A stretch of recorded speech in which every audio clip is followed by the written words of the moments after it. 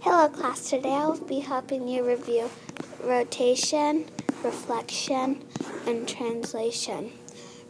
Rotation is if you have two objects or one and you spin it, that's like it rotates around. It's a rotation. A reflection is if you have two objects and they reflect off of each other and they look pretty much the same. It's like if you're standing in front of a mirror, it reflects onto the mirror. Translation is if you have two objects or one and it slides down, it slides. That's a translation.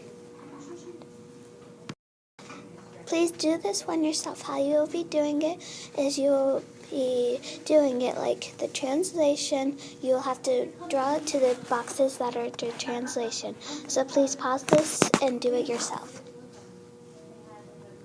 Hopefully you have done it by now. Now I'll be helping you review. Reflection.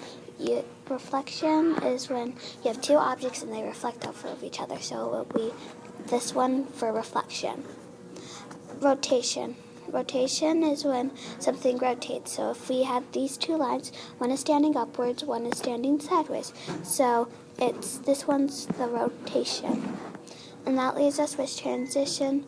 Transition is when you have two objects or one and it slides down. So this one has one there and one slide down.